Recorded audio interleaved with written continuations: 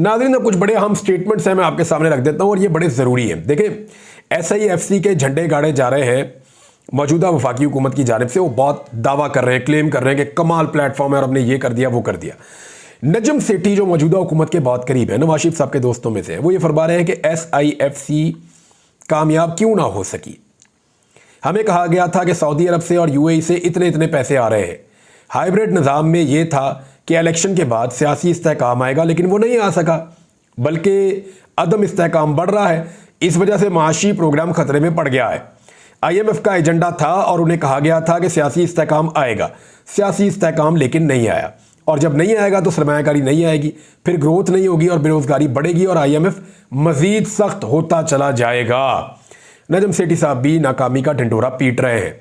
Hammad other साहब ने एक पेशन गोई की है। उन्होंने कहा जी, मैंने अगस्त में ये कहा था और मैंने ये कहा था कि हर हाल में इलेक्शन करवाने पड़ेंगे और तहरीक इंसाफ के टिकट के लिए कतारें लगेंगी और तहरीक इंसाफ को अनगिनत वोट पड़ेंगे।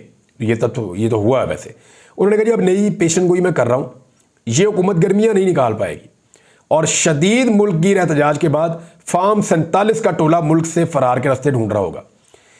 एक बात मुस्तफ़ा कमाल ने भी की।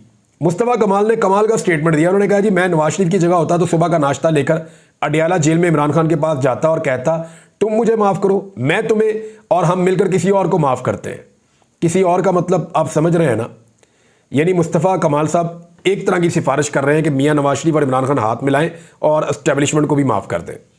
लेकिन मुस्तफ़ा कमाल साहब, आप आगाज़ क्यों नहीं करते? जो आपने फार्म 47 के ऊपर एक जाली जीत हासिल की हुई है, वो मैंडेट आप वापस पाकिस्तान तहरीक इंसाफ के उम्मीदवार को दें और उनसे जाके आप माफ़ी मांग लें और आप कहें जी आप मुझे माफ़ करें, मैंने आपको माफ़ किया। आगाज़ तो फिर अपने घर से करना पड़ेगा। तो मुस्तफ़ा कमाल साहब, है आप में इतनी जुर्रत कि आप ये कहें कि आप ये इलेक्शन हार गए थे और फार्म 45 के ऊपर जीतने वाले को बाहर करके फार्म 47 पर आपको कामयाबी दिलाई गई है? अगर आप ये कर सकते हैं तो फिर आप बाकियों से भी उम्मीद रखें। जावेद हाशमी साहब ने कहा कि इमरान खान ने कौम को नहीं छोड़ा, कौम इमरान खान के साथ खड़ी हो गई। नवाज शरीफ ने हर बार कौम को दगा दिया है और अब वो इसका नतीजा भुगते। ये बात की जी जावेद हाशमी साहब ने। शेर अफजल मरवत ने एक स्टेटमेंट दिया है और पाकिस्तान तहरीक इंसाफ के लोग इस स्टेटमेंट के ऊपर जोर दे रहे हैं। शेर अफजल ने कहा, अगर हमने अवामी एहतजाज में मजीद ताखीर की तो वक्त और तारीख हमें कभी माफ़ नहीं करेगी। खान कौम को सड़कों पर ले जाने और अवामी मुज़ाहमत के मुंतज़िर हैं। हम कुछ नहीं कर रहे, इसके बजाय सबसे कीमती वक्त ज़ाया कर रहे हैं। ये मुजरिमाना है और हमारी हैसियत को ख्वाजा सराओं से भी नीचे कर देता है। ये जी शेर अफजल मरवत का स्टेटमेंट है और वो ये चाह रहे हैं कि फौरी तौर पे एहतजाजी तहरीक का आगाज़ किया जाए। एमल वली खान ने कहा कि मुल्क में इस वक्त सॉफ्ट मार्शल लॉ है, सियासत और सियासतदान गुलाम बन चुके हैं। जबकि साकिब निसार साहब ने भी स्टेटमेंट दे दिया है। उन्होंने कहा नवाज शरीफ झूठ बोलता है, इसके पास मुझसे मुताल्लिक ऑडियो टेप जाली है। अब नवाज शरीफ के बारे में ज़रा जाते जाते मैं आपको एक चीज़ बताऊं कि कुछ दिन पहले बहुत खबरें आ रही थी। एक खबर ये आ रही थी कि नवाज शरीफ के अंदर कोई लावा पक रहा है।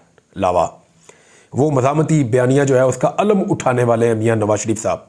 अब उनके सब्र का पैमाना लबरेज हो चुका है, वो बहुत जज्बाती हो चुके हैं। नवाज शरीफ साहब अब एक मज़ामत करने जा रहे हैं और बड़ी मजबूत सियासत करेंगे। वो अब किसी की खैर नहीं है। नवाज शरीफ साहब जो हैं वो अपनी पार्टी को खुद संभालेंगे और मकबूलियत की मिराज उनकी पार्टी को मिल जाएगी। लावा फटने वाला है, पता नहीं क्या कुछ फाड़ा जा रहा था और पता नहीं क्या कुछ कहा जा रहा था कि मियाँ साहब ये कर देंगे तो वो कर देंगे, तो पार्टी के सदर बनने जा रहे हैं और फिर हुकूमत को बिल्कुल दीवार से लगा देंगे और मियाँ साहब अवाम की फलाह के लिए निकल पड़ेंगे, अवाम का समंदर होगा और नवाज शरीफ, पता नहीं क्या कुछ बातें जो हैं वो की जा रही थी। फिर हमने देखा कि एक मीटिंग में नवाज शरीफ साहब को पार्टी का सदर जो है वो बना दिया गया और शहबाज शरीफ साहब बीच में से निकल गए। नवाज शरीफ साहब ने वहाँ पर सिर्फ 4 काबिल जिक्र बातें की। एक, उन्होंने इमरान खान पर इल्ज़ाम लगाया, वो उनकी अपनी पार्टी ने कह दिया नहीं मियाँ साहब आप झूठ बोल रहे हैं। उन्होंने कहा इमरान खान ने मुझे कहा ये सड़क बना दें, तो इरफान सिद्दीकी ने कहा नहीं इमरान खान ने नहीं कहा, मियाँ साहब ने खुद बनाई थी। दूसरा, मियाँ साहब ने एक इल्ज़ाम लगाया तारुल कादरी साहब पे, उन्होंने ना को चने चबुआ दिए। अब मियाँ साहब उसके बाद से मुंह बंद करके चुप करके बैठे हुए हैं और तारुल कादरी साहब का नाम भी नहीं ले रहे कि लंदन प्लान पे उन्होंने तारुल कादरी साहब को टारगेट किया था। तारुल कादरी साहब ने कहा आओ जी साबित करो, वो भी पास से हो गया। एक इल्ज़ाम लगाया जी साकिब निसार साहब पे और उनके बारे में कहा जी मेरे पास उनकी ऑडियो मौजूद है। ऑडियो वीडियो को आपको पता धंधा बड़ा ज़बरदस्त करते हैं मियाँ साहब, उनकी फैमिली। तो मेरी ऑडियो मौजूद है। साकिब निसार साहब ने रोजाना की बुनियाद पे मियाँ साहब को धोना शुरू किया। उन्होंने कहा मियाँ साहब लाएं ऑडियो किधर है, जाली ऑडियो आप लेकर आए, ऑडियो में आपको बताऊंगा, केस करूंगा आपके ऊपर। मियाँ साहब उससे भी भाग गए। एक उन्होंने कहा जी मैं खुद चलकर इमरान खान के पास गया था, तो मदर अब्बास साहब ने वहां पे मियाँ साहब का रिकॉर्ड दुरुस्त करवा दिया, सीनियर सहाफ़ी हैं। उन्होंने फरमाया कि मियाँ साहब आप खुद नहीं गए थे, आपको उस वक्त के आर्मी चीफ जनरल कियानी ने भेजा था, आप उनके कहने के ऊपर इमरान खान से मिलने गए थे। अब वो वक्त है और ये वक्त है। मियाँ साहब कंबल लपेट के खामोशी के साथ बैठे हुए हैं और बर्फ से ठंडे मियाँ नवाज शरीफ साहब हो चुके हैं। यानी जिसके अंदर लावा फट रहा था, गर्मी आ रही थी, उबाल आ रहा था और पता नहीं जज्बात फड़क रहे थे, क्या कुछ होने वाला था, वही मियाँ नवाज शरीफ साहब बर्फ से ठंडे होकर बैठे हुए हैं। और इस शदीद गर्मी के माहौल में भी आपको एसी से ज्यादा, कूलर से ज्यादा ठंडा मियाँ नवाज शरीफ आपको मिलेगा। तो मियाँ नवाज शरीफ साहब का ठंडा होना बनता है। वजह यह है कि मियाँ साहब के पास कोई बयानिया ही नहीं बचा, और अगर वो मुज़ामती बयानियां अपनाते हैं तो लोग उनको इमरान खान की बी टीम कहेंगे कि ये इमरान खान की नकल कर रहे हैं अपना बयानिया बनाने के लिए। अब मियाँ साहब के पास एक ही रास्ता है जिसके लिए वो कोशिश कर रहे हैं कि मैं तो गर्म बयानिया बना नहीं सकता, तो इमरान खान को ही ठंडा कर दें। यानी बाकी जो बयानिया जिनके पास मौजूद है, पाकिस्तान तहरीक इंसाफ के पास, बाकी जमातों के पास, उनको अब ठंडा किया जाए, और उसके लिए वो काम कर रहे हैं। जैसा कि मिन्नत तरले आपको आजकल नजर आ रहे हैं।